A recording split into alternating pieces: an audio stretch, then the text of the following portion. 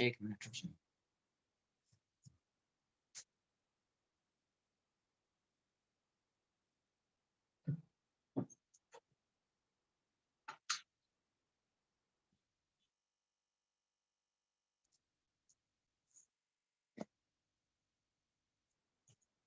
Exercise 1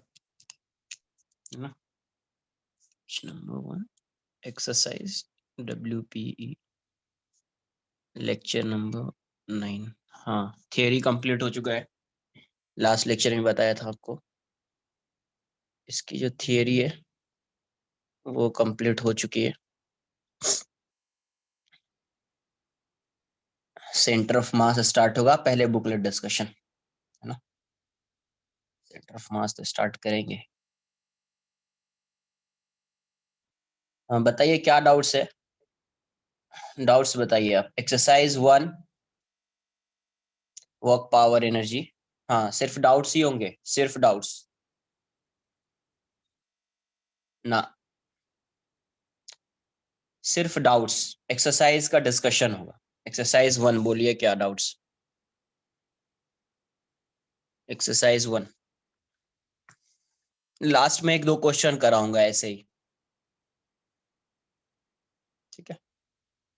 एक दो same concept जो पहले पढ़ाया है वैसे ही एक दो ऐसे क्वेश्चंस करा दूंगा। बोलिए एक्सरसाइज 1 में क्या डाउट्स। एक मिनट। 8, 14, 13, 17 सॉल्व ही नहीं किया है क्या इतना, थोड़ा फास्ट। 16, 15,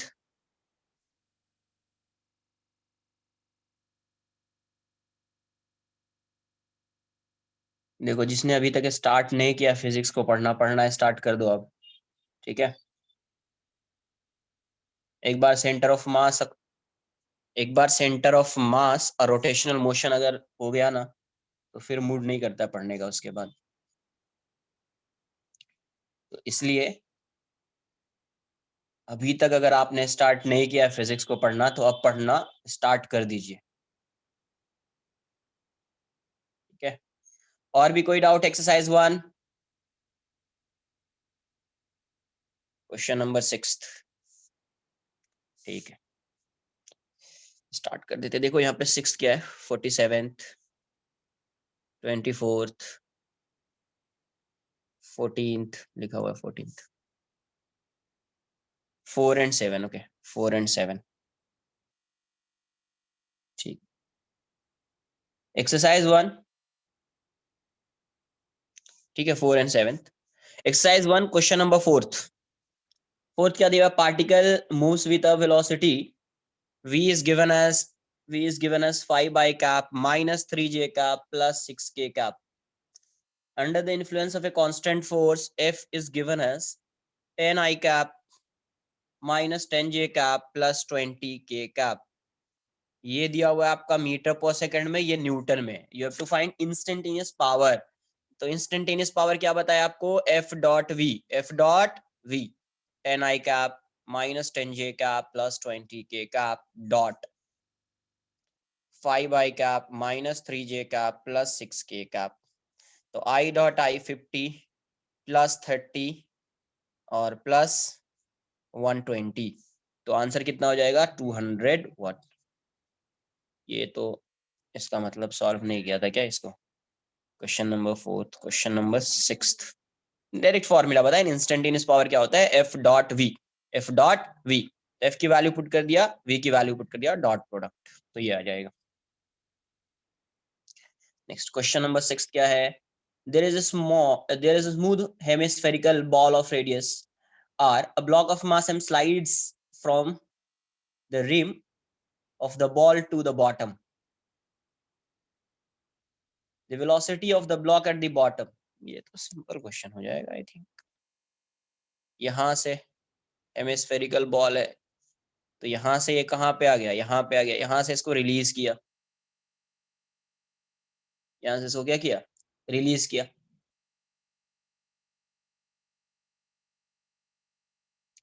अब यहां से यहाँ पे आया तो इसकी वेलोसिटी v है, तो क्या लगाएंगे अपन, कंजर्वेशन ऑफ एनर्जी, या work done by work energy theorem, work energy theorem देखेंगे तो work done by all forces equals to change in kinetic energy, तो यहाँ से एक ही फोर्स वर्क कर रहा है जिसका, एक ही फोर्स एक्ट कर रहा है जिसका क्या है, वर्क डन है। नॉर्मल का वर्क जीरो है, नॉर्मल का वर्क क्या आएगा, जीरो, क्योंकि नॉर्मल और डिस्प्लेसमेंट हमेशा परपेंडिकुलर है यहाँ पे। तो work done by gravity equals to half mv square minus zero. तो ये कितना वर्क कर रहा है, तो डाउनवर्ड डायरेक्शन में mg है इसका, और इसका डिस्प्लेसमेंट डाउनवर्ड डायरेक्शन में कितना है, r। तो क्या हो जाएगा, mgr equals to half mv square. तो m से m कैंसल आउट हो जाएगा, तो v की वैल्यू क्या हो जाएगी, v equals to under root 2gr, v equals to under root 2gr। आई बात समझ में कुछ। तो ये क्या था, कंजर्व ऐसा क्वेश्चन किया है या सॉल्व, फाइंड किया था यहाँ पे नॉर्मल रिएक्शन, है ना, यहाँ पे नॉर्मल रिएक्शन फाइंड किया था। क्वेश्चन नंबर 7 देख लीजिए क्या है, क्वेश्चन नंबर 7।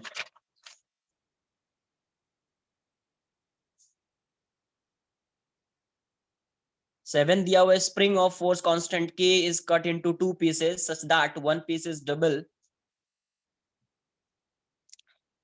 स्प्रिंग है ये और इसका लेंथ L है, फोर्स कांस्टेंट K, इसको कट कर दिया, double the length of other, then the longer piece will have a force constant. एक का लेंथ डबल, मतलब एक का लेंथ होगा 2l/3, तो एक का लेंथ कितना होगा, l/3, कट करके इतना आ रहा है, तो ये K1 हो जाएगा, ये K2 हो जाएगा। आपको बताया है K क्या होता था, inversely proportional to L, K is inversely proportional to L। ये तो कहाँ पे बताया था, लॉस ऑफ मोशन में ही बताया ये, है ना, एंड K/K1 लॉन्गर यही है, इक्वल्स टू, ये K है तो ये L हो जाएगा, ये 2l/3 आ जाएगा, यहाँ से कैंसल आउट हो गया, तो K/K1 equals to 2/3, therefore K1 equals to 3/2K, 3/2K।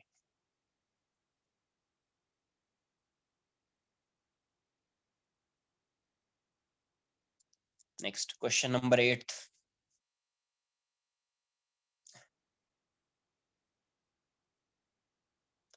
Eighth में क्या बोला, an object of mass m is tied to a strong to a string of length L and a variable horizontal force applied on it which starts to zero and gradually increases until the string makes an angle theta with the vertical. This process is done slowly. The work done by the force F is, work done by the force F is, पहले ये यहाँ पे था, फिर यहाँ से ये यहाँ पे आ गया, और ये फोर्स इंक्रीज हो रहा है, सॉरी थीटा इंक्रीज हो रहा है ना, और फोर्स भी वेरिएबल है, फोर्स भी क्या है, वेरिएबल है, तो ये वैल्यू वैल्यू थीटा हो गई। तो ये वाला डिस्टेंस L है, तो ये डिस्टेंस कितना आ जाएगा, L cos थीटा, तो ये वाला डिस्टेंस कितना हो जाएगा, L minus L cos theta. अब अगर यहाँ से यहाँ ये स्लोली मूव करा रहा है, इसका मतलब जितनी वेलोसिटी इसकी यहाँ पे उतनी ही वेलोसिटी इसकी यहाँ पे, स्लोली मूव करा रहा है, स्लोली। क्वेश्चन में स्लोली का मतलब समझिए, है ना, क्वेश्चन में क्या बोल रहा है, स्लोली। स्लोली मतलब यहाँ पे अगर इसकी वेलोसिटी मान लीजिए टेंड्स टू जीरो है, तो यहाँ पे भी इसकी वेलोसिटी टेंड्स टू जीरो होगी।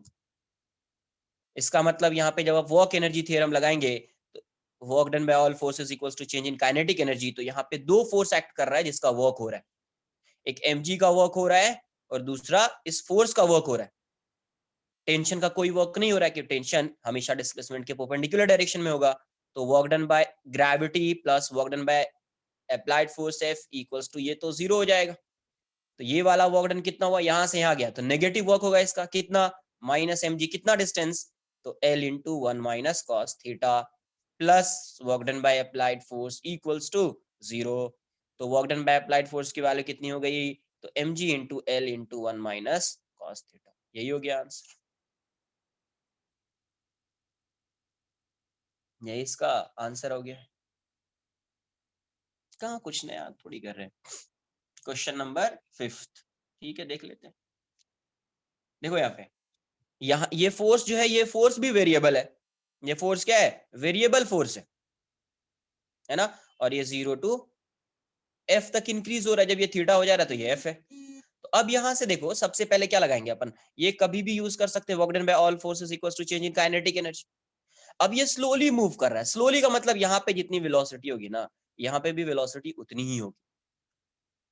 ठीक है, वेलोसिटी जो है इसकी, ये टेंड्स टू 0 है, v टेंड्स टू 0 है। तो यहाँ पे देखेंगे कि वर्क डन किस किस फोर्स का हो रहा है, तो एक mg का होगा और एक f का होगा। टेंशन का कोई वर्क डन नहीं है, क्योंकि टेंशन ऐसा इस डायरेक्शन में है और इसका डिस्प्लेसमेंट इस डायरेक्शन में हो रहा है, हमेशा परपेंडिकुलर डिस्प्लेसमेंट है टेंशन के, तो work done by tension would be 0 हो जाएगा। तो यहाँ पे किस फोर्स का वर्क डन हो रहा है? mg और f का। तो work done by gravity plus work done by f equals to 0। तो वर्क डन बाय ग्रेविटी कितना? तो ये फोर्स डाउनवर्ड डायरेक्शन में लग रहा है और इसका डिस्प्लेसमेंट अपवर्ड डायरेक्शन में हो रहा है, तो work done by gravity would be minus mg l into 1 minus cos theta, है ना, ये इसका डिस्प्लेसमेंट है, फोर्स ये है, plus work done by that force equals to 0। तो यहां से ये आंसर आ जाए।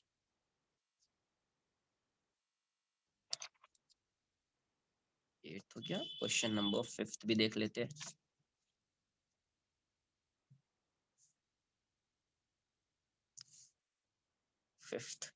फिफ्थ में क्या बोल रहा है?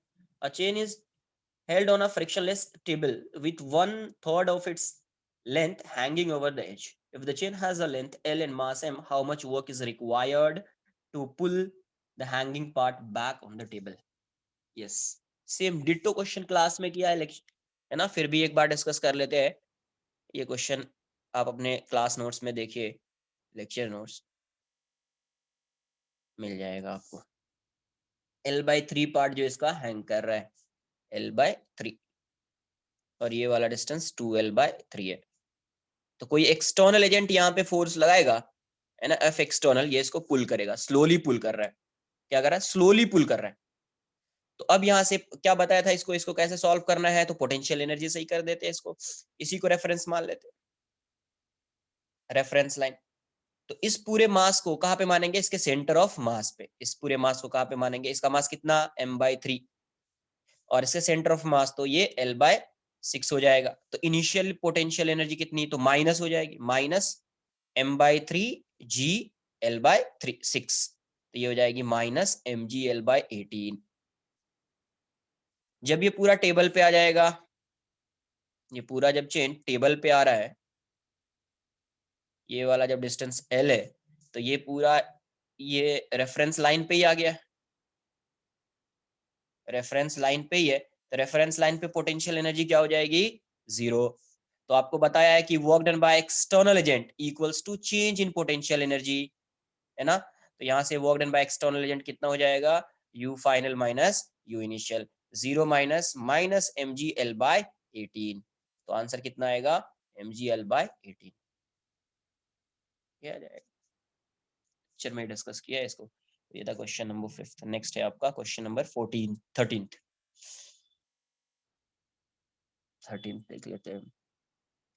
13, a person pulls a bucket of water from a well of depth h.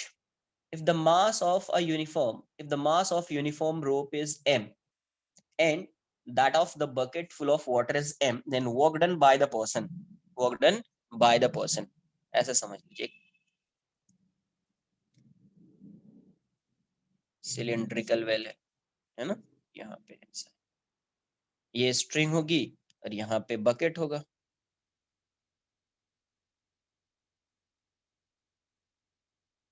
ये कुछ यहाँ से ऐसा बकेट होगा। तो अब ये वाला जो डिस्टेंस है, ये आपका m है, इसका कुछ लेंथ गिवन नहीं है, इसका कोई लेंथ गिवन नहीं है ना। कुछ लेंथ गिवन होता तो तब अपन देखते कि कहाँ पे क्या सेंटर आएगा, क्या आएगा, नहीं आएगा। हरी बात समझ में? ये m है और ये वाला जो डिस्टेंस है ये आपका h, यही डिस्टेंस h है और इसका मास m है। इसका मास क्या है? m है। तो आप किसी न किसी को रेफरेंस अज्यूम करोगे, किसी न किसी को रेफरेंस तो मानना पड़ेगा, इसी को रेफरेंस मान लेते, कहीं पे भी मान लो। यही, ये जो लाइन है यही क्या है? रेफरेंस लाइन है। तो इसकी इनिशियल एनर्जी कितनी होगी? देखो, ये जो रोप है ये यूनिफॉर्म है, ये क्या है? यूनिफॉर्म है। यूनिफॉर्म है तो इसके मास को कहाँ पे मान लेंगे, सेंटर पे अज्यूम करेंगे, तो यू इनिशियल जो होगा एक होगा माइनस mgh/2, है ना, mg सेंटर पे अज्यूम कर लिया और फिर सेंटर ऑफ मास h/2 पे आ जाएगा mgh/2। ये बकेट है, इसका कुछ लेंथ या कुछ नहीं गिवन है, हाँ तो h से ही ला रहे हैं इसको h से ही ला रहे हैं ना, ऐसे मान लो ना यार, इसको यहाँ पे ऐसा मान लो ना, ऐसा मान लीजिए आप, इसको मान लीजिए h, है ना, इसी को h मान लीजिए। इसका मतलब बकेट का लेंथ जो है h के कंपैरिजन में बहुत कम है, यस, है ना। इसका मतलब ये जो बकेट है इसका जो लेंथ होगा वो h के कंपैरिजन में नेग्लिजिबल है, h के कंपैरिजन में नेग्लिजिबल है, तो इसको पॉइंट मास मान लेंगे, इसको क्या अज्यूम कर लेंगे, पॉइंट मास, है ना, इसको क्या अज्यूम कर लेंगे, पॉइंट मास। बट ये जो स्ट्रिंग है इसका तो इसका मास कहाँ पे मानना पड़ेगा, सेंटर पे, और सेंटर का डिस्टेंस h/2 हो जाएगा, तो पोटेंशियल एनर्जी इस स्ट्रिंग की पोटेंशियल एनर्जी कितनी, तो माइनस mgh/2, और बकेट को पॉइंट मास मान लिया तो ये कितना हो जाएगा, माइनस mgh। फाइनली ये पूरा सिस्टम यहाँ पे आ गया, है ना, फाइनली ये पूरा सिस्टम कहाँ पे आ गया, यहाँ पे आ गया, यहाँ पे आ गया तो उसकी रेफरेंस लाइन पे आ गया, तो उसकी पोटेंशियल एनर्जी क्या हो जाएगी, 0, तो यू फाइनल कितना हो जाएगा, 0। तो वर्क डन बाय पर्सन क्या हो जाएगा, पर्सन मतलब external agent, equals to change in potential energy, तो ये क्या हो जाएगा, U final minus U initial, U final minus U initial, तो ये 0 है, ये माइनस माइनस प्लस हो जाएगा, तो आंसर हो जाएगा mgh/2 plus mgh plus mgh, तो m plus m/2 into gh, m plus m/2 into gh, clear है, ये आ जाएगा आपका। तो वही है, कंजर्वेशन ऑफ एनर्जी लगा रहा, work done, work energy theorem, work done by external agent, यही सब यूज करना है। ये बताइए, रेफरेंस लाइन ये है, तो अभी स्ट्रिंग ऐसी है, बकेट यहाँ पे है, तो इस बकेट की पोटेंशियल एनर्जी कितनी होगी, क्योंकि ये h जो है और इसका जो लेंथ होगा, लेंथ नेग्लिजिबल होगा एज कम्पेयर टू h, तो, है ना, इसीलिए इसको पॉइंट मास मान लेंगे, तो इसको पॉइंट मास मान लिया तो इसकी पोटेंशियल एनर्जी कितनी, तो mgh, बट इस रेफरेंस लाइन के बिलो है तो नेगेटिव हो जाएगा, तो इसकी पोटेंशियल एनर्जी इस बकेट की माइनस mgh। और ये वाली स्ट्रिंग है, और स्ट्रिंग का मास कैसा है, कैसे डिस्ट्रीब्यूटेड है, यूनिफॉर्मली डिस्ट्रीब्यूटेड है ना, तो इसके मास को कहाँ पे मानेंगे, सेंटर ऑफ मास पे अज्यूम करना पड़ेगा, तो इसका सेंटर ऑफ मास कितने डिस्टेंस पे होगा, यहाँ से h/2 पे होगा, तो इसकी पोटेंशियल एनर्जी कितनी हो जाएगी, माइनस mgh/2, है ना। रॉड होता था तो उसको, रॉड को क्या करते थे, ये एक रॉड है, तो इसके पूरे मास को सेंटर पे अज्यूम कर लेते थे, और ये L/2 हो जाता था, ये m हो जाता था, तो इसका पोटेंशियल एनर्जी mgL/2, है ना।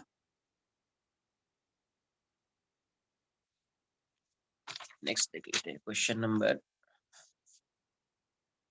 4, क्वेश्चन नंबर 14th में क्या दिया हुआ है, a car starts from rest and moves on a surface in which the coefficient of friction between the road and the tire increases linearly with x, मतलब mu जो है वो x के साथ इंक्रीज हो रहा है, म्यू फंक्शन ऑफ x है, वेरिएबल, तो आप अज्यूम कर सकते हैं, let's say mu equals to mu naught x, कोई भी कांस्टेंट k इंटू x, है ना, या आप ऐसा लिख दीजिए म्यू इक्वल्स टू cx या kx, constant into x। The car moves with the maximum possible acceleration. The kinetic energy of the car will depends on x as, अब kinetic energy उसकी क्या होगी वो बताना है, और वो मैक्सिमम एक्सेलरेशन से मूव कर सकता है। अब ये बताओ उस कार पे फोर्स कितना लगेगा, उस कार पे जो फोर्स लग रहा होगा फ्रिक्शन, वो कितना होगा, वो होगा म्यू इंटू एन, है ना, तो उसकी वैल्यू क्या हो जाएगी, म्यू एम जी, और इसी की वजह से एक्स रिटार्ड कर रहा होगा फिर, तो ये हो जाएगा एम इंटू ए, तो यहां से m इंटू ए, रिटार्ड भी जरूरी नहीं कि रिटार्ड कर रहा होगा, डिपेंड कर रहा है कि उसका जो व्हील है, अगर ये इस डायरेक्शन में, व्हील की टेंडेंसी इस डायरेक्शन में जाने की, तो फ्रिक्शन इस डायरेक्शन में लगेगा, तो फ्रिक्शन इसको सपोर्ट करेगा, है ना। तो एम ए की वैल्यू क्या है, M A equals to mu M G, तो यहाँ से ए की वैल्यू क्या आ जाएगी, म्यू जी, ए की वैल्यू क्या हो जाएगी, म्यू जी। मुझे क्या चाहिए, काइनेटिक एनर्जी, किसका फंक्शन चाहिए, तो इस म्यू का फंक्शन चाहिए। काइनेटिक एनर्जी को किससे रिलेट करना है, एक्स से रिलेट करना है, तो काइनेटिक एनर्जी फाइंड करने के लिए मुझे वेलोसिटी चाहिए, काइनेटिक एनर्जी फाइंड करने के लिए मुझे क्या चाहिए, वेलोसिटी चाहिए, है ना।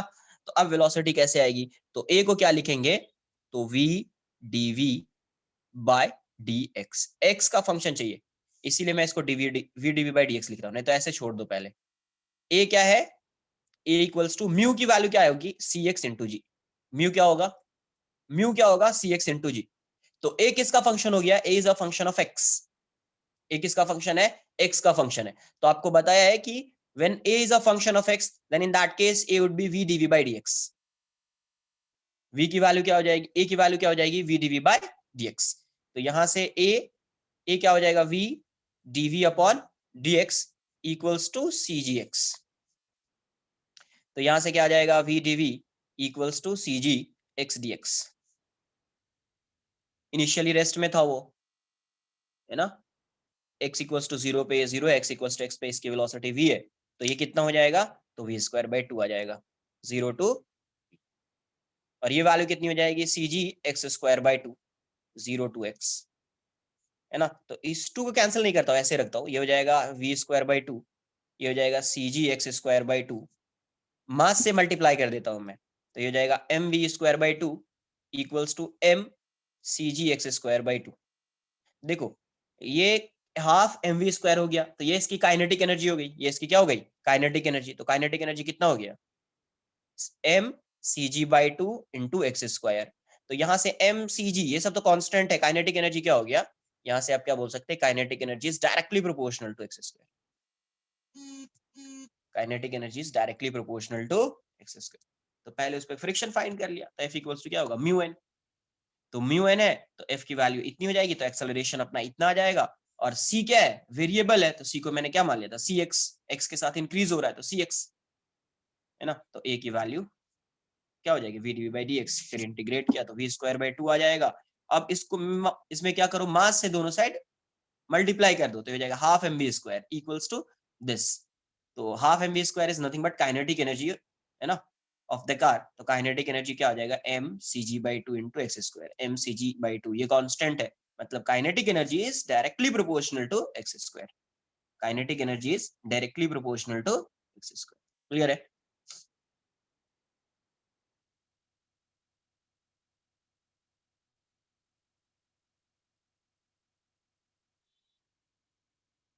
W equals to F d x, हाँ हो जाएगा, क्योंकि फिर वर्क डन वही होगा ना, work done change in kinetic energy ही आएगा ना।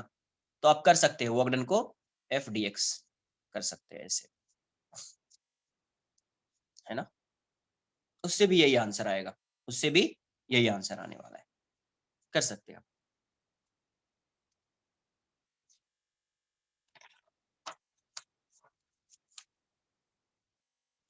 नेक्स्ट जो है क्वेश्चन नंबर कौन सा था ये, 14th, नेक्स्ट 15th है, 5, क्वेश्चन नंबर 15th।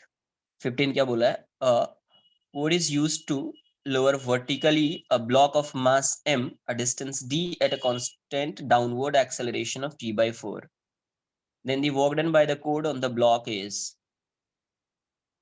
ऐसा रहा होगा, है ना।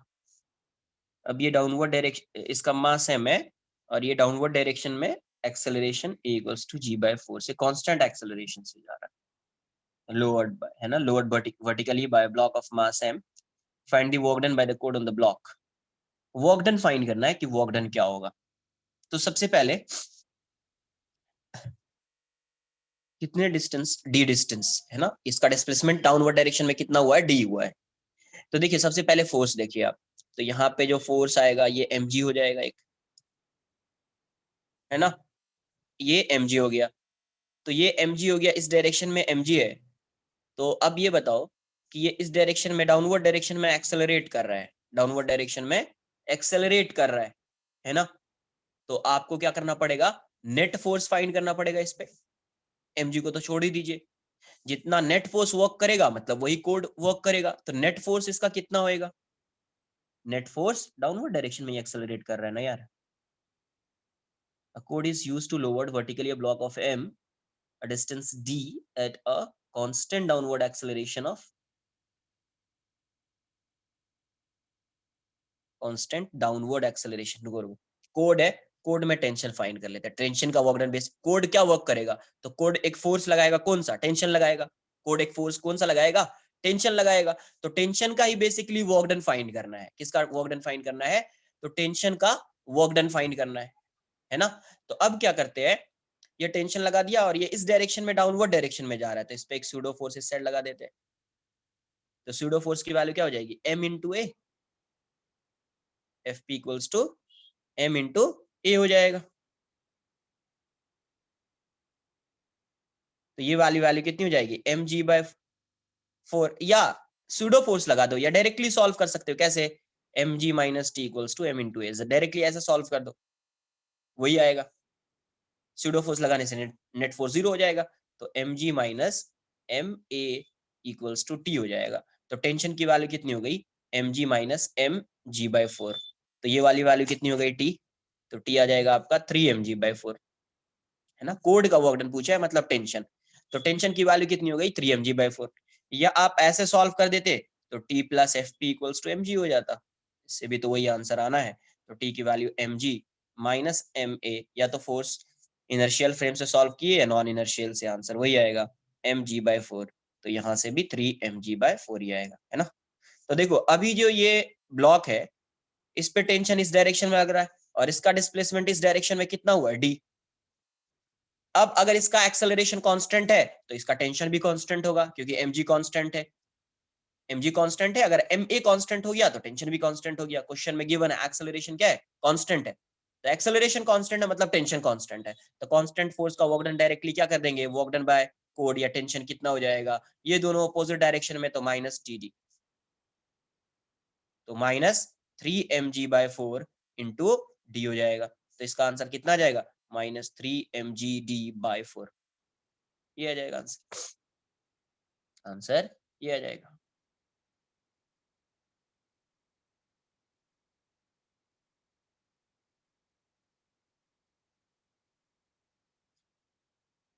है ना। तो यहाँ पे वर्क डन बाय टेंशन की वैल्यू है, ये वर्क डन बाय को, तो माइनस 3mgd/4, माइनस 3mgd/4, तो ये आ जाएगा। क्लियर है। नेक्स्ट देखिए क्वेश्चन नंबर क्या है, 16th।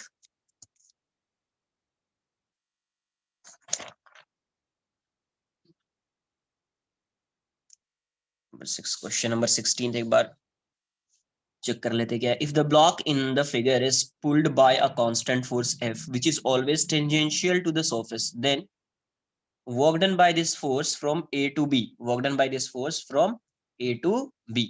अब देखो ये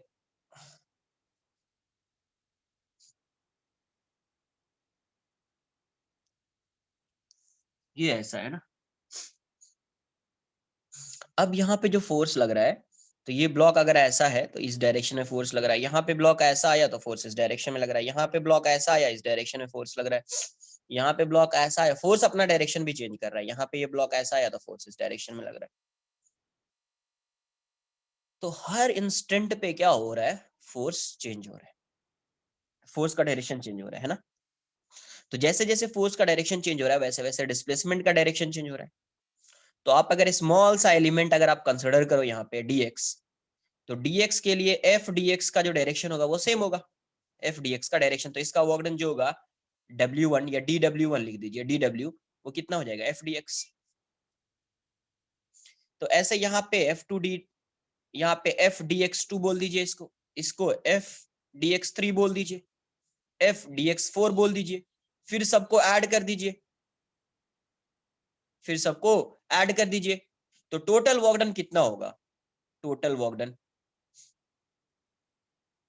टोटल वर्क डन जो होगा आप क्या लिखोगे, dw1 plus dw2 plus dw3 and so on, ऐसा आता रहेगा। कहाँ तक, यहाँ तक आएगा। तो अब यहाँ से क्या आएगा, हर जगह पे एफ dx1 बोल देता हूं मैं इसको, plus F dx2 plus F dx3 and so on, ऐसा आएगा। तो आप f कॉमन लो तो क्या लिखोगे, dx1 dx2, या कोई भी एक स्मॉल सा x1 x2 भी लिख सकते थे आप, dxn जितना तक होगा। अब ये जो dx dx dx dx है, उन सबको ऐड करोगे तो इसका पूरा लेंथ आ जाएगा, क्योंकि x इसी के अलोंग है। तो ये r है, ये r है, ये वाला एंगल 90 डिग्री है, तो ये डिस्टेंस क्या हो जाएगा, l, length of arc. Length of arc कितना होता है, theta into R, theta into R, theta कितना है रेडियन में होना चाहिए, तो पाई बाई 2 इंटू आर। तो इस पूरे की वैल्यू कितनी हो जाएगी, तो यही पूरा एल हो जाएगा। तो ये वैल्यू कितनी हो जाएगी, F into L, F into pi R by 2। तो आंसर कितना हो जाएगा, पाई एफ आर बाई 2। यही हो जाएगा वर्क डन, यही हो जाएगा, क्योंकि वो हमेशा डिस्प्लेसमेंट और फोर्स सेम डायरेक्शन में, यहाँ पे भी, यहाँ पे भी, हर इंस्टेंट पे सेम डायरेक्शन में, हर इंस्टेंट पे फोर्स एंड डिस्प्लेसमेंट क्या है, सेम डायरेक्शन में। तो वर्क डन की वैल्यू डायरेक्टली सबको ऐड कर दीजिए, स्केलर क्वांटिटी है, तो ये वैल्यू इतनी आ जाएगी, ये वैल्यू इतनी आ जाएगी, है ना। तो यही क्वेश्चन नंबर 16 था आपका, है ना। इंटीग्रेट करने के लिए वही कर देंगे ना, ऐसा देखो ना, यहाँ से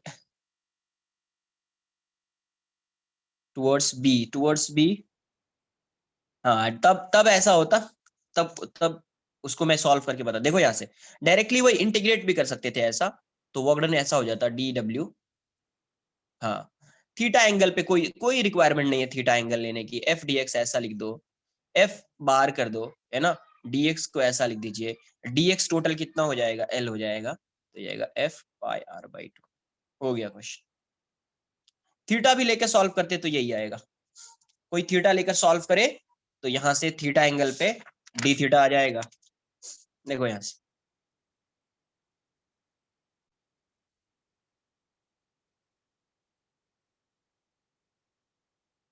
ये थीटा है, ये डी थीटा आ जाएगा, तो ये वाला जो है आर डिस्प्लेसमेंट इसका आर डी थीटा हो जाएगा, डिस्प्लेसमेंट इसका आर डी थीटा हो जाएगा, है ना।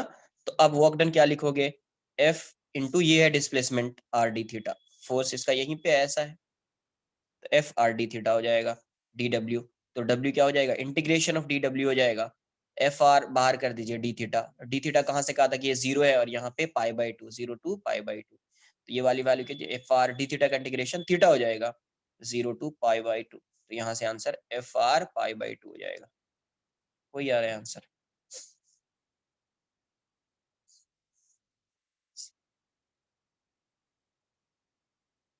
है ना। या अब अगर ये ऐसा होता,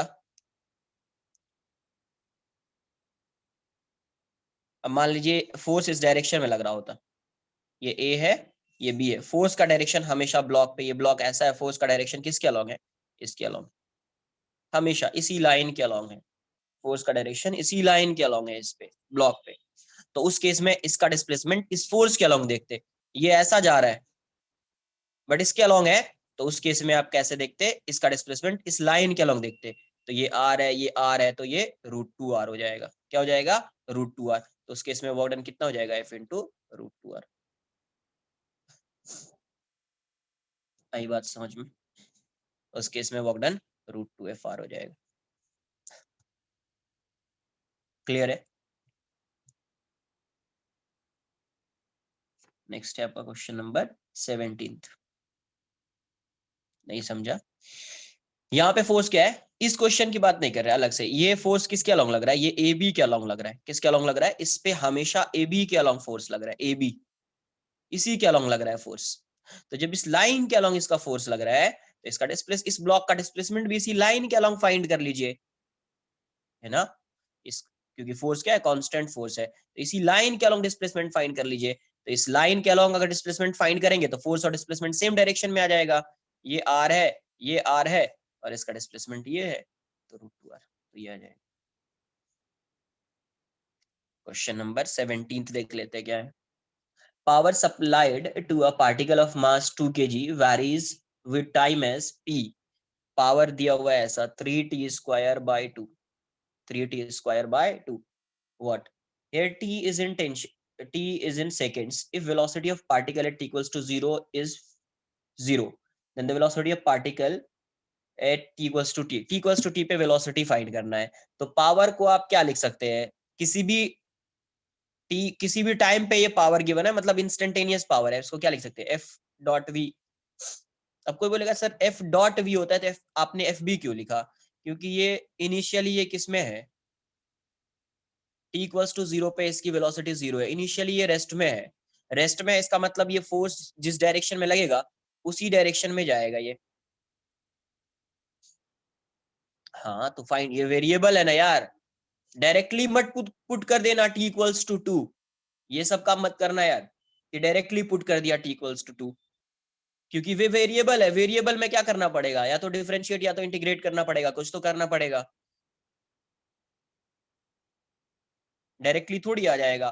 तो पावर को क्या लिखेंगे, f into V equals to 3t² by 2, तो पावर क्या हो जाएगा m, ये value a, m a into V equals to 3t² by 2, 3t² by 2, m की वैल्यू कितनी है 2 है, तो 2 v, a को क्या लिख सकते हो आप, तो a को लिखोगे dv/dt, क्यों लिखोगे, क्योंकि यहाँ पे v और t है, तो इसीलिए a इज dv/dt। ये कितना हो जाएगा 3/2t², 3/2t²।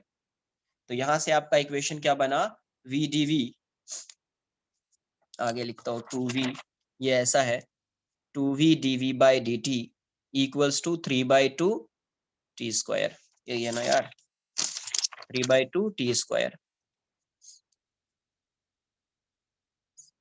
तो यहां से v dv equals to 3/4t² t equals to 0 पे वेलोसिटी 0 है, किसी भी टाइम t पे इसकी वेलोसिटी क्या है, v है, तो ये क्या हो जाएगा v²/2, ये क्या हो जाएगा 0 to v equals to 3/4t³/3, 2 second है, ये कितना है 2 सेकेंड, तो 0 to 2, तो ये वाली वैल्यू कितनी हो जाएगी v²/2 इक्वल्स टू 3 से 3 जाएगा 1/4 इंटू 2³ माइनस 0³, तो यहाँ से ये वैल्यू कितनी हो जाएगी v²/2 इक्वल्स टू 1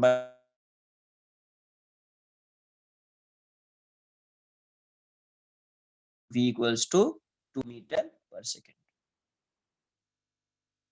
v की वैल्यू कितनी हो जाएगी 2 मीटर पर सेकेंड,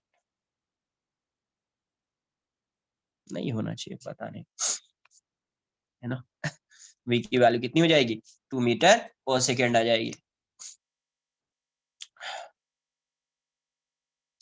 तो फोर्स देख लिया, फोर्स का इक्वेशन मतलब पावर क्या है, पावर क्या होगा F.V होगा, FV हो गया, F को क्या लिखेंगे MA, और A को क्या लिखेंगे dv/dt, फिर इंटीग्रेट कर दिया 0 to 2 सेकेंड के लिए, तो यहाँ पे V की वैल्यू कितनी आ गई, तो 2 मीटर पर सेकेंड आ गई, V की वैल्यू कितनी आ गई, तो 2 मीटर पर सेकेंड आ गई, ठीक है, तो ये आ गया V की वैल्यू आ गई 2 metre per second. Next question है आपका क्वेश्चन नंबर 19th। 19 तो आना चाहिए, आई थिंक ये डिटो क्वेश्चन कराया इस टाइप का कुछ। The potential energy function for the force between two atoms of a diatomic molecule is given by this, where A and B are positive constants and x is the distance between the atoms. The minimum energy needed to break up the molecule is, the minimum energy needed to break up the molecule, देखो U की value कितनी है, तो A/x⁻12 minus B/x⁻6, B/x⁻6 है ना। तो सबसे पहले ये पोटेंशियल गिवन है, तो सबसे पहले एक बार फोर्स देख लेते हैं, क्योंकि इसको मिनिमाइज करना है, इसी को मिनिमाइज करना है, तो पहले मिनिमा या मैक्सिमा के लिए क्या करते हैं, फोर्स को 0 कर देते हैं, तो डी ए मतलब फोर्स डेरिवेटिव को 0 कर देते हैं, फोर्स तो हटा दो, है ना, इसको मिनिमम, इसको इसका जो है ये फाइंड करना है, minimum value of you, minimum value of you find करना है ना।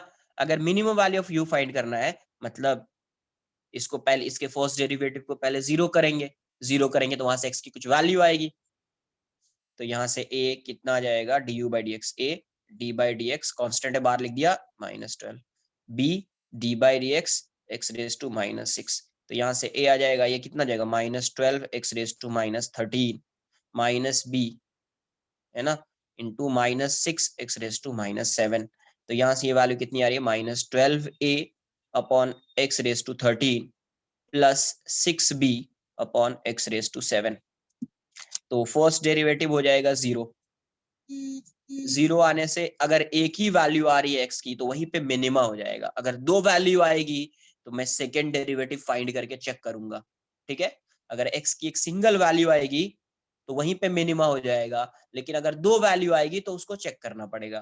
तो du by dx equals to 0 कर देते हैं पहले। तो -12a upon x raise to 13 plus 6b upon x raise to 7 equals to 0, है ना। इसको 0 कर दिया तो यहाँ से x की वैल्यू क्या आ जाएगी, तो यहाँ से आ रहा है 6b upon x raise to 7 equals to 12a upon x raise to 13, है ना। तो यहाँ से ये वैल्यू कितनी आ गई 6b।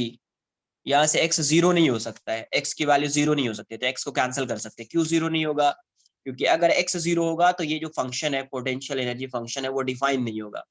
अगर x की वैल्यू 0 हो जाएगी तो ये फंक्शन डिफाइन नहीं होगा, है ना। तो x को क्या कर सकते हैं आप, कैंसिल कर सकते हैं इसे डायरेक्टली। तो 6b, ये x कैंसिल आउट हो जाएगा, 12 है, ये कितना आएगा यहाँ पे x रेज टू 6 आ जाएगा। तो x रेज टू 6 की वैल्यू कितनी आ गई 12a बाय 6b, मतलब 2a बाय b। तो x की वैल्यू एक सिंगल वैल्यू आ गई 2a bye b raise to 1/6, एक सिंगल वैल्यू आ गई। मतलब इसी वाली वैल्यू पे u क्या हो जाएगा, मिनिमम हो जाएगा। अगर 2 वैल्यू आती तो एक बार सेकेंड डेरिवेटिव फाइंड करते, फिर चेक करते कहाँ पे वो ग्रेटर देन 0 आ रहा है, कहाँ पे वो लेस देन 0 आ रहा है। बट एक ही वैल्यू है, मतलब यहाँ पे वो मिनिमम वैल्यू आएगी। तो u मिनिमम कितना आ जाएगा, तो यहाँ से a upon x raise to 12 minus b upon x raise to 6, तो ये कितना हो जाएगा a upon x raise to 6 का square minus b upon x raise to 6। तो यहाँ से a, ये x रेज टू 6 की वैल्यू क्या है 2a बाई बी, तो 2a बाई बी का स्क्वायर हो जाएगा 2a अपॉन बी का स्क्वायर हो जाएगा माइनस b, ये हो जाएगा 2a बाई बी।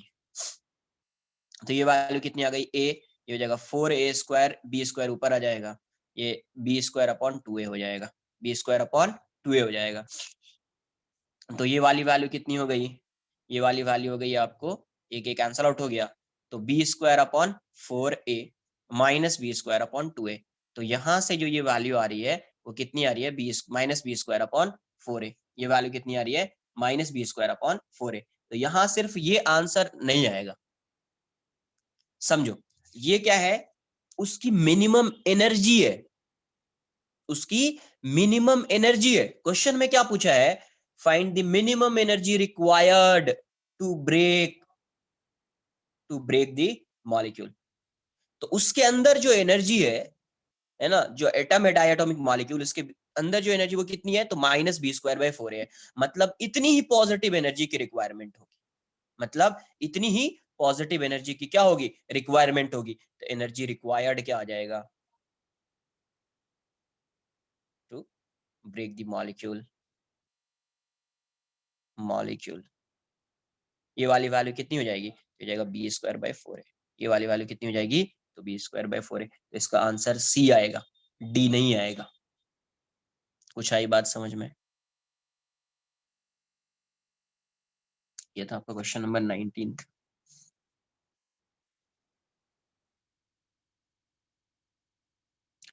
नेक्स्ट है question number 21।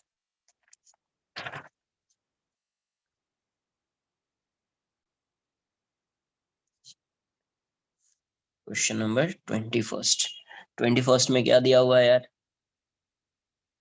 a body pulls a 5 kg block 20 meter along a horizontal surface at a constant speed and with a force directed 45 degree above the horizontal. If the coefficient of kinetic friction is 0.2, how much work does the boy do on the block? देखो यहाँ से ये ऐसा है, ये यहाँ पे ऐसा है, ये ब्लॉक है और इस ब्लॉक का मास 5 kg है, और यहाँ पे फोर्स लग रहा है F, यहाँ पे फोर्स लग रहा है F, और ये कितने डिग्री पे लग रहा है, तो 45 डिग्री पे लग रहा है, 45 डिग्री पे लग रहा है ना। और ये कांस्टेंट स्पीड से जा रहा है, मतलब यहाँ पे भी इसकी वेलोसिटी v होगी, और जब ये 20 मीटर आ गया तब भी इसकी वेलोसिटी v होगी। तो सिर्फ वर्क डन होगा, सिर्फ क्या होगा, वर्क डन होगा। तो देखो ये एक फोर्स का कंपोनेंट इस साइड आएगा F cos 45, मतलब F बाई रूट 2 हो जाएगा, और ये भी F बाई रूट 2 हो जाएगा। और यहाँ पे फ्रिक्शन लग रहा होगा, यहाँ पे फ्रिक्शन लग रहा होगा, है ना। कोएफिशिएंट ऑफ फ्रिक्शन गिवन है, यहाँ पे म्यू की वैल्यू गिवन है। अगर ये कांस्टेंट से जा रहा है ये किससे जा रहा है, कांस्टेंट वेलोसिटी से जा रहा है, इसका मतलब इस पे नेट फोर्स जीरो होगा। इसकी मीनिंग क्या हो गई, इस पे नेट फोर्स क्या होगा, जीरो होगा, है ना। तो अब नेट फोर्स जीरो होगा मतलब दिस इक्वल्स टू दिस हो जाएगा। तो अब यहां से ये आ जाएगा 50 न्यूटन। 9.8 तो नहीं बोला ना यार उसने, 9.8 बोला है, तो मैं जी ले लेता हूँ, ठीक है। 5G लास्ट में 9.8 पुट कर देंगे, यहाँ पे नॉर्मल आ गया। तो n plus f by root two equals to 5G। तो यहाँ से n की वैल्यू क्या आ जाएगी, तो 5G minus f by root two, normal इतना आ जाएगा। अब आपको पता है since v is constant, v constant है, इसका मतलब acceleration is zero, therefore net force क्या हो जाएगा, जीरो हो जाएगा, है ना। इसका मतलब यहाँ से कंक्लूजन क्या रहा है, f net zero, f net zero मतलब f by root two minus f equals to zero. तो यहाँ से एफ बाई रूट टू की वैल्यू कितनी हो गई, तो ये हो जाएगी एफ, मतलब f by root two equals to mu N, mu N. तो एफ की वैल्यू कितनी हो जाएगी, तो एफ बाई रूट टू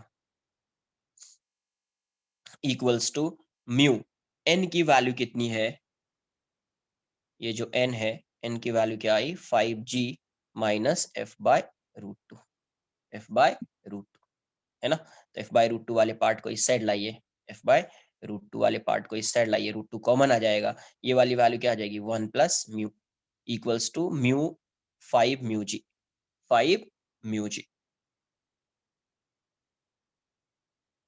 है ना, 5 म्यू जी आ गया। तो यहां से f की वैल्यू कितनी हो गई, तो f जो हो जाएगा, f बाई रूट टू की वैल्यू ही देख लो, f बाई रूट टू कितना जाएगा, तो 5 mu g by 1 plus mu हो जाएगा, 5 mu g by 1 plus mu. तो वर्क डन, ये बॉय कितना फोर्स लगा रहा है, f लगा रहा है, तो वर्क डन बाय बॉय कितना आ गया, वर्क डन बाय बॉय ये कितना आ जाएगा, तो w की वैल्यू क्या हो जाएगी, f F s cos theta, यहाँ एंगल है, डिस्प्लेसमेंट इस डायरेक्शन में और एंगल 45 डिग्री है, तो यहाँ से एफ एस कॉस 45 मतलब कितना आ जाएगा, f s by root two. तो f by root two into s, s की वैल्यू कितनी है यार, एस कितना था क्वेश्चन में,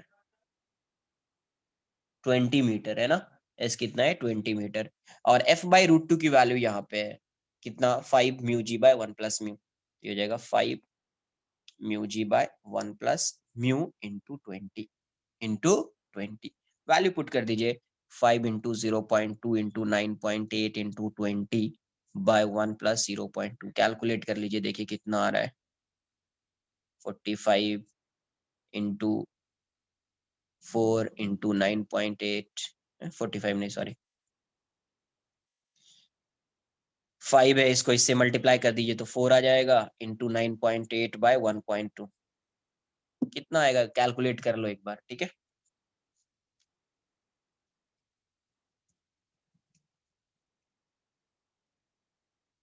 तो 200 टू नहीं 20, हाँ 200 और 12 है, तो 200 मतलब 2000 बाई 12 के अप्रॉक्स है ना, तो 18016 में कोई ऑप्शन दिख रहा है, 163, तो आंसर इसका 163 आ जाएगा, 0.30। आई बात समझ में कुछ, यहाँ पे फोर्स 45 डिग्री पे लगा रहा था, इसका एक कंपोनेंट इस साइड, एक कंपोनेंट इस साइड, तो यहाँ पे mg इस साइड आएगा, नॉर्मल इस साइड जाएगा, और फिर ये वाला फोर्स इस डायरेक्शन में जाएगा, तो this plus this equals to this हो जाएगा, तो n plus f by root two equals to 5G। तो n की वैल्यू कितनी हो जाएगी, 5G minus f by root two, तो v की वैल्यू कांस्टेंट है तो एक्सेलरेशन जीरो आ जाएगा, एक्सेलरेशन जीरो हो गया तो फोर्स की वैल्यू जीरो हो जाएगी, तो फोर्स है कितना, f by root two minus f equals to zero, तो यहाँ से आपको एफ बाई रूट टू की वैल्यू ये आ जाएगी, तो वर्क डन बाय y क्या आ जाएगा, f equals to f s cos theta, cos 45, तो ये हो जाएगा f by root two into s, f by root two s की वैल्यू 20 है, तो ये वैल्यू पुट कर दीजिए, तो ये आपका आंसर आ जाएगा, ये क्वेश्चन नंबर 21।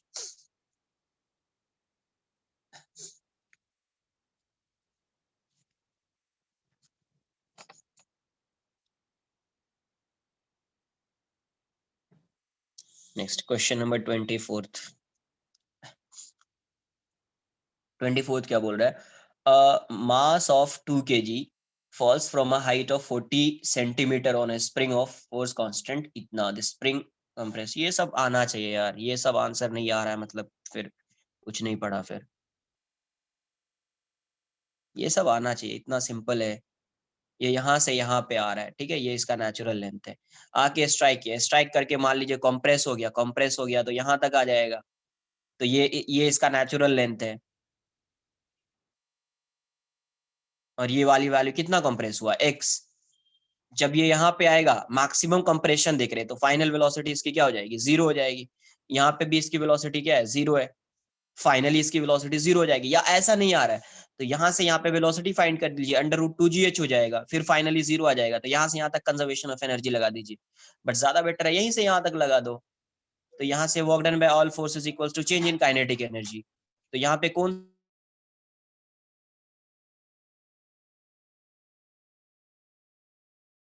वेलोसिटी 0 है, इसका मतलब फाइनल काइनेटिक एनर्जी और इनिशियल काइनेटिक एनर्जी दोनों 0 हो जाएगा। ग्रेविटी का वर्क डन कितना आएगा, तो mg इनटू ये कितना डिस्टेंस है h, इसको h मान लेते हैं। h प्लस एस, h की वैल्यू गिवन आपको 0.4 मीटर, तो h प्लस x है ना। और वर्क डन बाय स्प्रिंग कितना हो जाएगा, तो -12 k x² minus 0 square 0 minus 0। तो ये वाली वैल्यू कितनी हो गई, mg into h plus x equals to half k x square. तो m की वैल्यू पुट कर दीजिए 2 है, g की वैल्यू 9.8 है, 9.8 पुट कर दीजिए। h की वैल्यू 0.4 प्लस x आ जाएगा, हाफ k की वैल्यू क्या है 1960 एक्स स्क्वायर है। देख लीजिए कितना आ रहा है ये, इसको हटा दीजिए 0 आ जाएगा।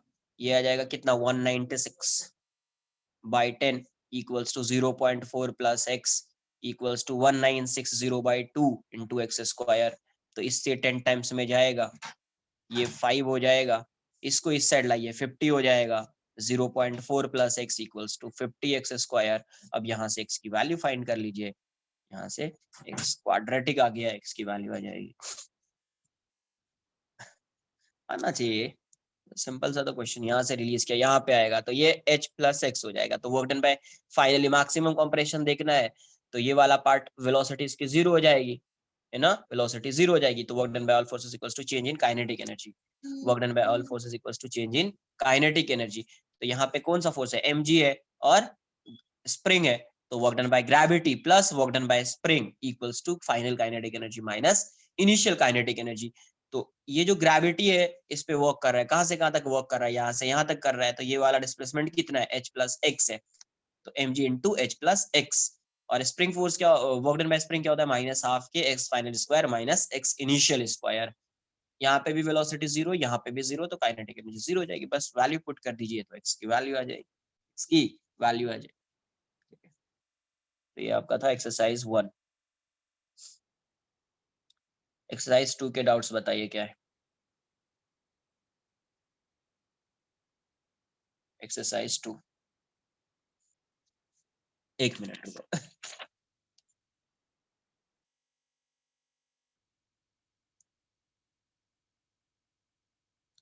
Exercise 2 question number second.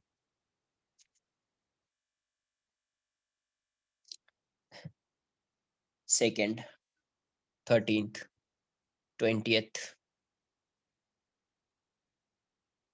21st, 10th, 14th, 8th, 17th, 19th, 15th।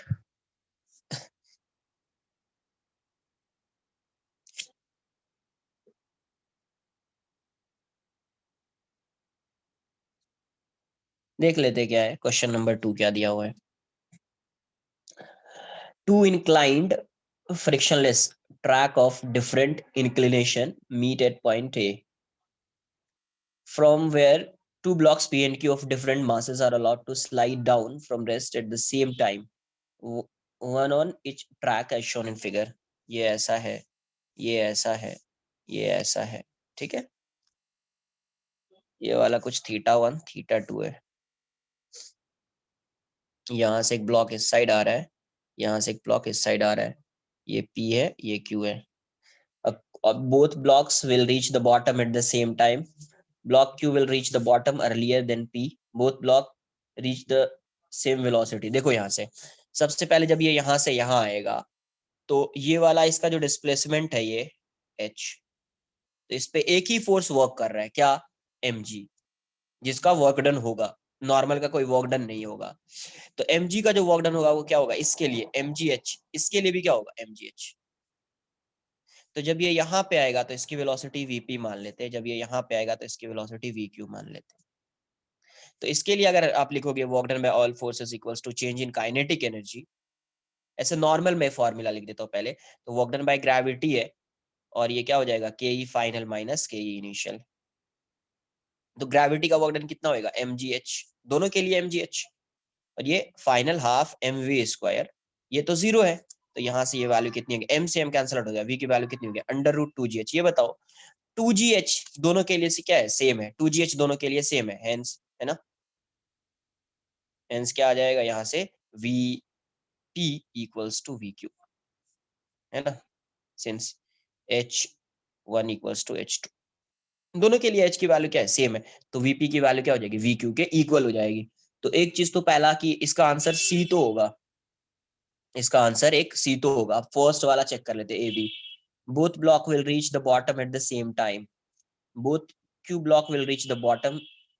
देखो यहाँ से इस इन दोनों का अगर एक्सेलरेशन देखोगे, जो भी डायग्राम दिया हुआ है इसमें देखोगे तो ये वाली वैल्यू ग्रेटर है, ये वाली वैल्यू ग्रेटर है, तो इसका स्लोप ज्यादा है, स्लोप ज्यादा है तो इसका एक्सेलरेशन कितना हो जाएगा, ए क्यू इस डायरेक्शन में कितना हो जाएगा, जी साइन थीटा, है ना, जी साइन 2. इसका एक्सेलरेशन कितना होगा, एपी जी साइन थीटा 1. ये बात आ रही है समझ में, अरे एम जी साइन थीटा होगा ना, तो एक्सेलरेशन कितना होगा, जी साइन थीटा. तो साइन थीटा 1 है, साइन थीटा 2 है, तो theta 2 is greater than theta 1, मतलब a q is greater than, since theta 2 is greater than theta 1, hence a q is greater than a p. अब इसका acceleration greater है इससे, और ये वाला डिस्टेंस भी कम है एज कम्पेयर टू ये वाला डिस्टेंस, ये डिस्टेंस भी कम है, इसका मतलब ये जो है थोड़ा फास्ट यहाँ पे पहुंचेगा, एक्सेलरेशन भी ग्रेटर है. तो आई थिंक इसका आंसर होना चाहिए b and c. Block q will reach the bottom earlier than p, है ना, तो एक्सेलरेशन अगर ज्यादा है तो टाइम कम लगेगा, तो T Q is less than T P, तो ये फास्ट पहुंचेगा क्यू वाला. तो इसका आंसर हो जाना चाहिए बी एंड सी, आंसर हो जाना चाहिए बी एंड सी. क्लियर है, आई बात समझ में कुछ.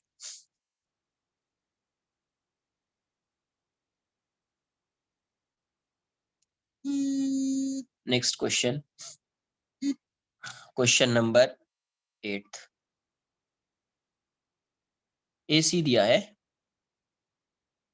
हाँ एसी नहीं होना चाहिए, एसी कैसे दिया है यार, एसी नहीं होगा, बीसी होगा, एसी तो नहीं होगा. Question number 8. 8 में क्या दिया, which of the following may not be conserved for an isolated system, for an isolated system. Isolated system के लिए कौन सी एनर्जी कंजर्व नहीं होगी, होगी क्या, BCD. Which of the following may not be conserved for an isolated system, कौन सी energy conserve नहीं होगी.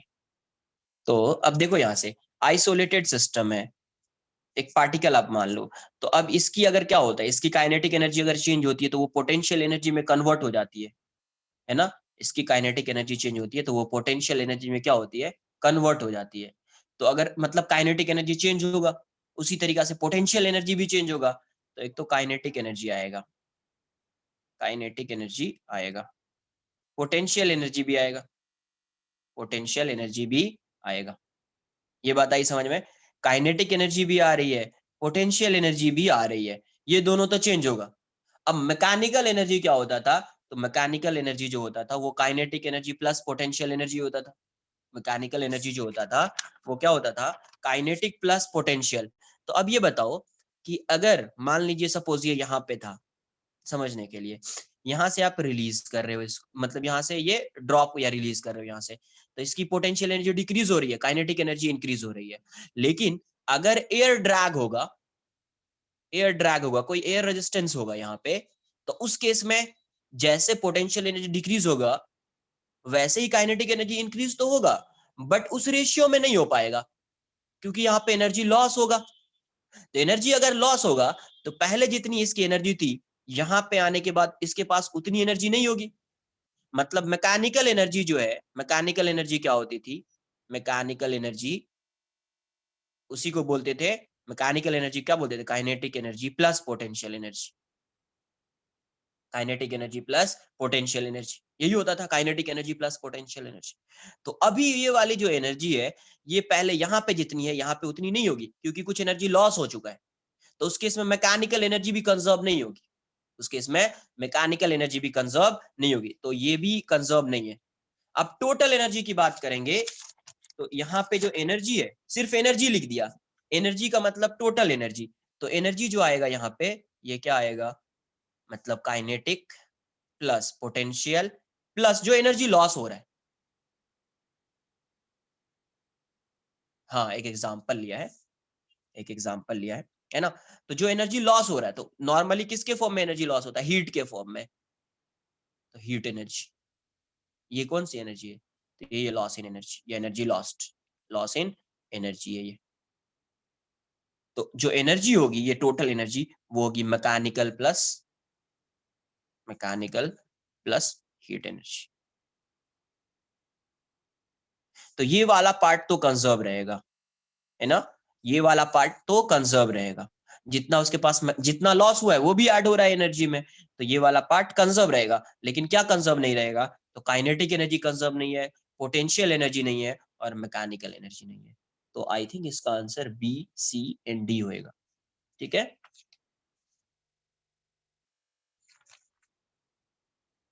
काइनेटिक एनर्जी और पोटेंशियल एनर्जी होता है वो होता है मैकेनिकल एनर्जी, है ना, वो क्या होता है, मैकेनिकल एनर्जी। नेक्स्ट क्या है आपका क्वेश्चन नंबर 10th। 10th क्या दिया हुआ है, a particle moves in a straight line with constant acceleration under a force F. Power delivered by this force varies linearly with time. अच्छा F क्या है, कांस्टेंट है, F क्या है, कांस्टेंट है। तो किसी भी टाइम पे अगर पावर फाइंड करना है तो F की वैल्यू अगर आप लिखोगे m इंटू ए, F कांस्टेंट है, F इक्वल्स टू क्या आ जाएगा एम ए, तो फोर्स को क्या लिख सकते हैं, इसको क्या लिख सकते हैं, m को dv by d t, dv by d t. तो dv की वैल्यू क्या हो जाएगी, dv हो जाएगा आपका f by m into d t, है ना, इसको इस साइड लाइए। तो यहाँ से अगर v फाइंड करेंगे, कांस्टेंट है, इनिशियली रेस्ट में था क्या, particle moves with a constant acceleration, हाँ तो इनिशियली रेस्ट में रहा होगा, तो ये किसी भी टाइम टी पे इसकी वेलोसिटी v है, तो ये v हो जाएगा, ये कितना हो जाएगा f by m into t हो जाएगा, f by m into t हो जाएगा, है ना, f by m into t हो गया है। तो f by m into t हुआ है तो पावर कितना हो जाएगा, फर्स्ट ऑप्शन जो है ए, तो पावर जो हो जाएगा वो f इंटू वी, किसी भी इंस्टेंट पे सेम डायरेक्शन में ये दोनों, है ना, पहले ये रेस्ट में था, t इक्वल्स टू जीरो पे इसकी वेलोसिटी जीरो है, फोर्स लगा रहे हैं तो एक्सेलरेट कर रहा है, तो किसी भी टाइम t पे इसकी वेलोसिटी v है, तो पावर क्या हो जाएगा f into v, same direction में, तो f v की वैल्यू क्या है f by m into t, तो पावर कितना हो गया f square by m into t, तो पावर ये आ गया है, ये कांस्टेंट है, ये कांस्टेंट है, तो यहाँ से क्या आएगा, power is directly proportional to T हो जाएगा, power is directly proportional to t आ जाएगा।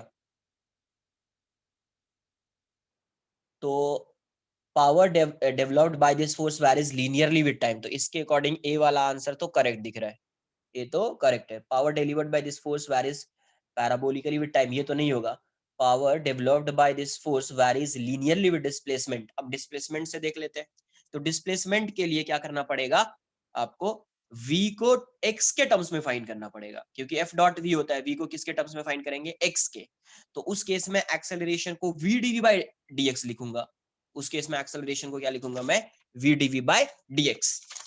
तो फोर्स कांस्टेंट है, फोर्स क्या है, कांस्टेंट है, तो F की वैल्यू क्या है m इंटू ए, तो F m, ये क्या हो जाएगा v dv बाई dx, तो यहाँ से ये इस साइड आ जाएगा f by m into d x equals to v dv, integrate कर लेते हैं, जीरो पे ये वाली वैल्यू जीरो है, किसी भी x के लिए v है, तो हो जाएगा f by m into x equals to v²/2 हो जाएगा। तो यहाँ से v की वैल्यू कितनी हो गई, तो v हो जाएगा 2f/m into x, under root में आ जाएगा। तो यहाँ पे पावर क्या आ जाएगा, f into v, same direction में, तो एफ वी की value under root 2f/m into root x, मतलब यहाँ पे जो पावर है वो directly proportional to root x.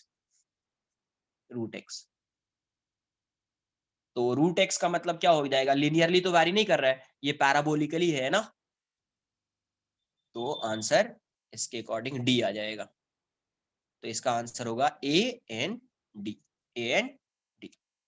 अरे कुछ नहीं कर रहे, बस फॉर्मूला देख रहे हैं, क्या यूज होगा उसको देख रहे हैं, बस आंसर आ रहा है उससे।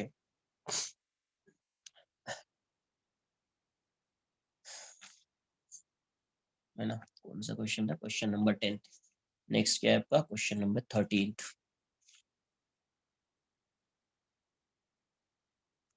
13 क्या है यार, 13 दिया हुआ है, the potential energy of a particle of mass 1 kg moving in xy plane obeys the law। potential energy दिया हुआ है 3x plus 4y, where x and y are the coordinates of the particles in meter। if the particle is at rest at 6,4 पे particle कितना है, 6,4 पे particle की जो velocity है वो 0 है, और यहाँ पे जो टाइम है ये 0 है।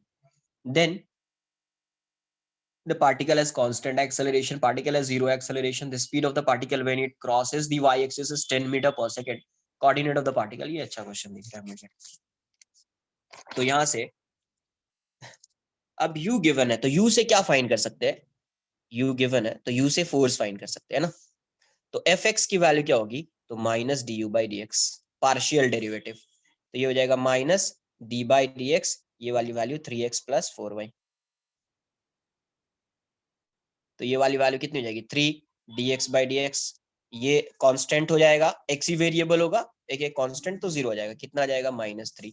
fy की वैल्यू कितनी हो जाएगी, तो माइनस du/dy, तो ये वाली वैल्यू माइनस d/dy, और ये हो जाएगा 3x + 4y, तो ये माइनस हो जाएगा, ये वाला टर्म 0 हो जाएगा, ये हो जाएगा 4, तो -4 हो गया, -4। तो यहाँ पे फोर्स की वैल्यू क्या है, F इक्वल्स टू क्या आएगा आपका, fxi cap plus fy j cap, तो यहाँ से ये वैल्यू आ गई -3i कैप -4j कैप, है ना। तो इसका मतलब ये जो fx आया है, इससे आप एक्सेलरेशन फाइंड कर सकते हैं, तो ये क्या हो जाएगा m इंटू ए, तो मास कितना गिवन है यार इसका 1 kg, तो 1 into a equals to -3i cap -4j cap, तो एक्सेलरेशन कितना आ गया इसका -3i कैप -4j कैप। यहां तक किसी को कोई डाउट है, यहां तक किसी को कोई डाउट है क्या, नहीं है। तो अब देखो एक्सेलरेशन जो है इसका x कंपोनेंट ये है, y कंपोनेंट ये है, ये वाला माइनस के साथ, तो एक्सेलरेशन क्या आ रहा है, √-3² प्लस -4², तो a की वैल्यू क्या आ जा रही है 9 + 16, तो a आ गया √25 मतलब 5, तो एक्सेलरेशन क्या आ गया 5 मीटर पर सेकेंड आ गया, मतलब एक्सेलरेशन क्या है कांस्टेंट, एक्सेलरेशन क्या है कांस्टेंट है ना, एक्सेलरेशन की वैल्यू क्या है कांस्टेंट। तो फर्स्ट जो है option, the particle has constant acceleration, correct, first A होगा तो बी नहीं होगा, तो यहां से आंसर क्या आया अपना ए, मतलब ए जो है वो करेक्ट दिख रहा है। अब सेकंड देख लेते हैं, speed of particle when it crosses the y axis is 10 metre per second, 10 metre per second. अब ये बताइए, ये एक्स वाई है, ये एक्स है, ये वाई है, जब ये इसको क्रॉस करेगा, वाई एक्सिस को जब ये क्रॉस करेगा, तो यहाँ पे एक्स कोऑर्डिनेट क्या होगा 0, यहाँ पे जब ये y एक्सिस को क्रॉस करेगा, इसका x कोऑर्डिनेट 0 होगा।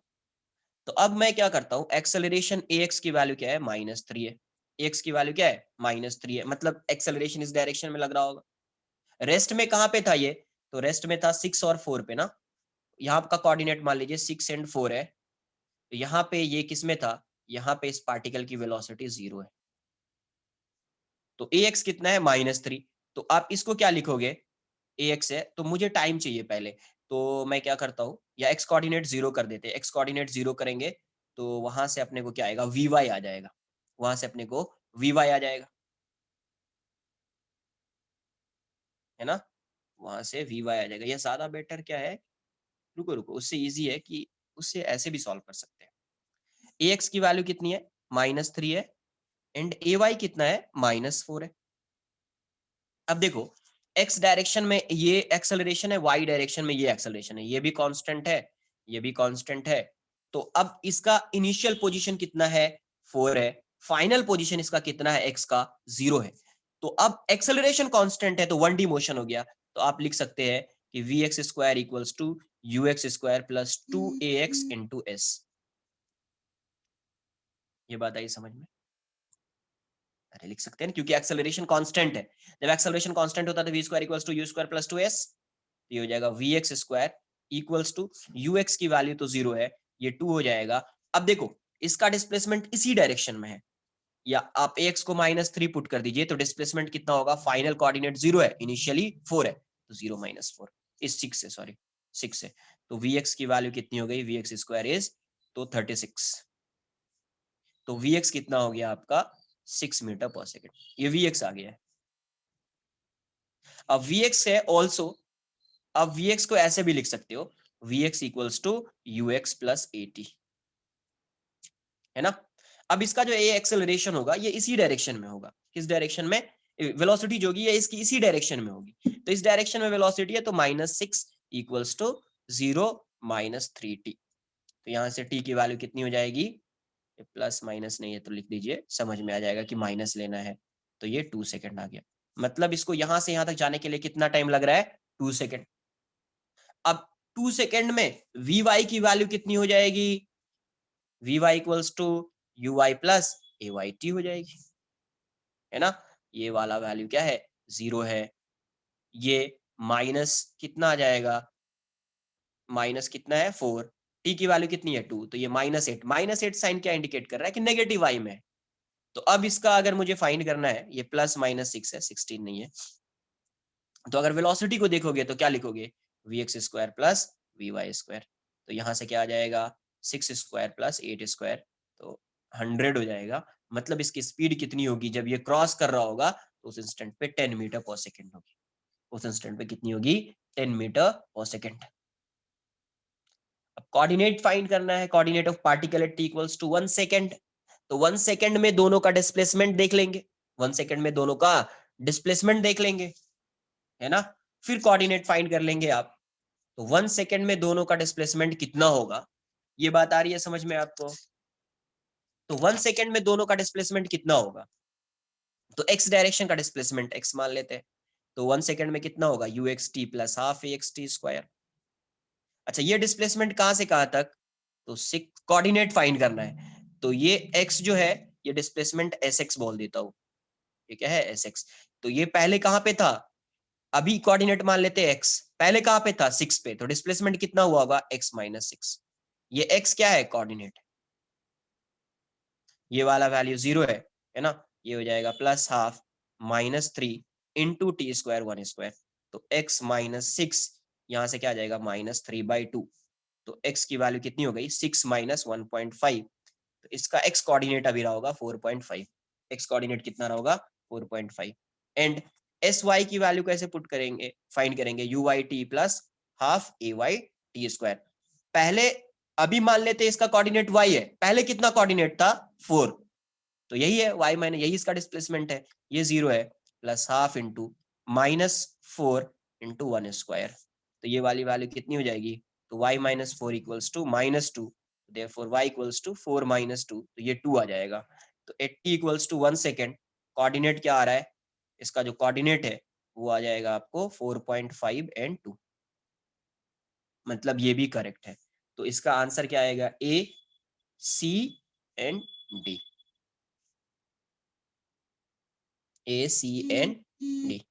तो समझ में आना चाहिए, एक्सेलरेशन कांस्टेंट हो गया तो 1D मोशन यूज कर लिया, अगर एक्सेलरेशन कांस्टेंट नहीं होता तो ये 1D मोशन यूज नहीं करता मैं, तब क्या करता मैं, अगर यहाँ पे एक्सेलरेशन कांस्टेंट नहीं होता, सपोज ये कांस्टेंट नहीं है, ये वेरिएबल होता, ये क्या होता, वेरिएबल, तो उस केस में ax इक्वल्स टू जो अभी आता वो इसको मैं लिखता dv/dt, d v x by d t या v x d v x by D x equals to जो भी होता वैसे फाइंड करते हैं अपन। फिर आई बात समझ में?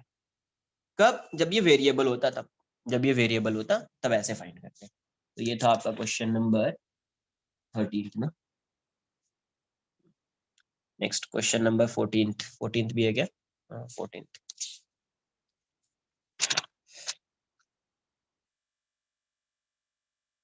14 देख लीजिए क्या है। A block is suspended by an ideal spring of force constant K if the block is pulled down by applying a constant force F, and if the maximum displacement of the block from its initial mean position of rest is x naught equals to 0. Mean position बोल दिया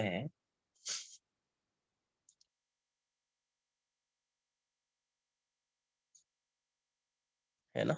तो ये पहले spring मान लीजिए ऐसा है, block है यहाँ पे, और यहाँ पे एक फोर्स लगा रहे, ब्लॉक भी है ना यार, block is suspended bye an ideal spring और फोर्स कांस्टेंट के मान लेते हैं इसका मास m है। तो ये अगर इसका मीन पोजीशन रहा होगा, ये इसका मीन पोजीशन है, तो मीन पोजीशन पे क्या है, mg हो जाएगा और इस साइड kx आ जाएगा। ये इसका यहाँ ये जो है ये इसका नेचुरल लेंथ है, तो ये मान लेते हैं कि ये वैल्यू क्या है, x है। तो मीन पोजीशन पे क्या होता है, नेट फोर्स 0 हो जाता है ना। मीन पोजीशन मतलब इसी को क्या बोलते हैं, इक्विलिब्रियम पोजीशन, इक्विलिब्रियम पोजीशन ये होता है। तो यहाँ पे mg इक्वल्स टू क्या हो जाएगा, kx, तो x की वैल्यू यहाँ से आ जाएगी mg बाय k, ये आ गया। अभी अब आगे क्या बोल रहे हैं, यहाँ पे एक फोर्स अप्लाई कर रहे हैं, इस पे एक फोर्स, अब क्या कर रहे हैं, एक फोर्स अप्लाई कर रहे हैं, पहले ये था ऐसा था, अब फोर्स अप्लाई कर रहे हैं। तो अब अगर इस पे एक फोर्स अप्लाई कर रहे हैं, अब यहाँ पे एक फोर्स भी आ रहा है, mg भी आ रहा है, ये वाली लाइन ऐसी है, ये ऐसा है, ये इसका नेचुरल लेंथ है, नेचुरल लेंथ, और ये वाला डिस्टेंस x है, ठीक है। तो अब क्या बोला, the maximum displacement of the block from its mean position is x not. तो यहाँ से पहले मीन पोजीशन यहाँ पे था, अभी मान लीजिए जब ये यहाँ पे आया है, ये यहाँ पे आ गया है, तो ये दिया हुआ x नॉट, ये क्या है x नॉट। नेचुरल लेंथ से इसका डिस्प्लेसमेंट मान लेते x डैश, कितना मान लेते x डैश। तो जब ये यहाँ पे आएगा, तो यहाँ मैक्सिमम के लिए यहाँ पे इसकी वेलोसिटी 0 हो जाएगी, मैक्सिमम के लिए यहाँ पे इसकी वेलोसिटी क्या हो जाएगी, 0 हो जाएगी, है ना। मैक्सिमम के लिए यहाँ पे इसकी वेलोसिटी 0, तो यहाँ पे भी इसकी वेलोसिटी 0 थी, यहाँ पे भी इसकी वेलोसिटी क्या हो रही है, 0। तो work done by all forces equals to change in kinetic energy, work done by all forces equals to change in kinetic energy. तो work done by applied force plus work done by gravity plus work done by spring force equals to ke final minus ke initial, ke final minus ke initial। तो ये work done by f कितना है, तो ये displace हुआ है fx not, है ना। ये कितना हुआ, तो यहाँ से यहाँ आया है, तो plus mg into x not. Work done by spring क्या होता है, half k x final square minus x initial square. ये भी 0 है, ये भी 0 है, ये भी 0 है, और वो भी 0 है ना। तो इस इक्वेशन को मैं फिर से लिख देता हूँ, क्लियर है इतना, ये बात आ रही है समझ में। तो इस इक्वेशन को मैं एक बार नेक्स्ट पेज में लिखता हूँ, देखिए ये क्या है। ये आपका क्या आ रहा है, f x not plus m g x not minus half k x final, final x final square minus x initial square equals to 0। तो एक्स फाइनल क्या होगा, ये एक्स जो कंसिडर करते हैं, यहाँ से कहाँ से कंसिडर करते हैं, इसमें एक्स, इसमें जो एक्स कंसिडर करते हैं ये नेचुरल लेंथ से कंसिडर करते हैं, तो एक्स फाइनल ये होगा, ये वाला, और एक्स इनिशियल ये होगा। तो x square minus x dash square minus x square होगा, ये x dash square minus x square होगा इक्वल्स टू 0, है ना। तो ये हो जाएगा f x not plus m g x not minus k by 2, x कितना हो जाएगा, ये हो जाएगा एक्स प्लस ये वाली value x plus x not का स्क्वायर, ये एक्स स्क्वायर इक्वल्स टू 0। तो ये वाली वैल्यू हो जाएगी f x not plus m g x not minus k by two, ये हो जाएगा x square plus x not square plus 2x into x not minus x square equals to 0। ये वाला टर्म कैंसिल आउट हो जाएगा। अब देखिए यहाँ पे एक्स नॉट स्क्वायर है, यहाँ पे एक्स नॉट है, सबका एक्स नॉट कॉमन ले लीजिए, ये हो जाएगा f plus m g minus k by two x not plus 2x equals to 0। X naught इस साइड आएगा, 0 हो जाएगा, x की वैल्यू 0 है नहीं, तो यहाँ से क्या आ रहा है f plus m g minus k by two x not minus ये मल्टीप्लाई कर दीजिए तो ये के एक्स हो जाएगा इक्वल्स टू 0। तो ये वैल्यू कितनी f plus m g minus k by two x not minus k x की वैल्यू क्या थी, तो m ji by k equals to 0। तो ये के से के भी कैंसल आउट हो गया, तो ये क्या आया f plus m g minus M g equals to k by two x not, ये टर्म भी कैंसिल आउट हो गया। तो एफ की वैल्यू कितनी हो गई के बाई टू एक्स नॉट, तो यहाँ से एक्स नॉट क्या आ गया 2f बाई के, 2f बाय के, एक्स नॉट की वैल्यू क्या हो गई तो 2f बाय के आ जाएगी ये वैल्यू। तो अब एक बार ऑप्शन चेक कर लेते हैं, तो इसका बी तो आंसर नहीं होगा, सी होगा, work done by applied force. अच्छा, work done by applied force है कितना एफ इंटू एक्स नॉट और इंक्रीज, हाँ work done by applied force तो उतना ही होगा ना यार, work done by applied force क्या होगा एक्स नॉट, जब ये फोर्स लग रहा है एफ तो ये कितना डिस्प्लेसमेंट हुआ इसका एक्स नॉट, तो work done by this force कितना हो जाएगा F into x naught, F into x naught, तो work done by applied force, तो work done by applied force, force या फोर्स अप्लाइड कितना हो जाएगा एफ इंटू एक्स नॉट। तो सी और डी तो दिख रहा है, एक बार बी तो नहीं है, एक बार ए को चेक कर लेते हैं। Increase in energy stored in the spring is, तो इंक्रीज इन डेल्टा यू कितना होता है, तो plus half k x final square minus x initial square,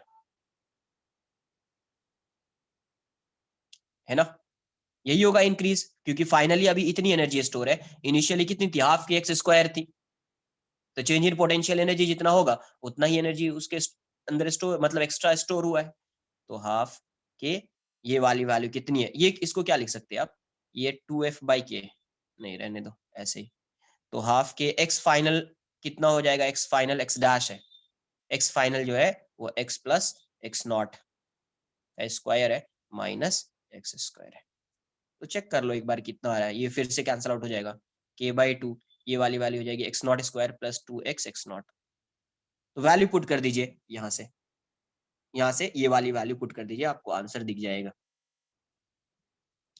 तो ये कितना हो जाएगा 4f स्क्वायर बाई के स्क्वायर, तो 4 आए, और ये एम जी बाई के, नहीं इतना नहीं दिख रहा है, इस ए वाला आंसर तो नहीं दिख रहा है इसका, है ना, तो आंसर जो होगा इसका I think c and d होना चाहिए, एक बार ए भी बट चेक कर लो, दिख तो नहीं रहा है यहाँ से, कुछ आ रही है बात समझ में, तो ऐसे सॉल्व करेंगे। अब एक्सरसाइज 1-2 का कुछ क्वेश्चंस बचा हुआ है, बट अभी भी 1 2 3 4 5 क्वेश्चन है, ठीक है, देखते हैं नेक्स्ट लेक्चर में करते हैं, नहीं होगा तो मैं एक बार ग्रुप पे सेंड कर दूंगा ये 5 क्वेश्चन सॉल्व करके, नहीं तो नेक्स्ट लेक्चर में करेंगे, ठीक है। एक बार ट्राई करो एक्सरसाइज 4 और 3 सॉल्व करने का, जो भी डाउट्स होगा उसको भी डिस्कस करेंगे। आज के लिए इतना ही, बाय बाय, टेक केयर, ध्यान रखो अपना।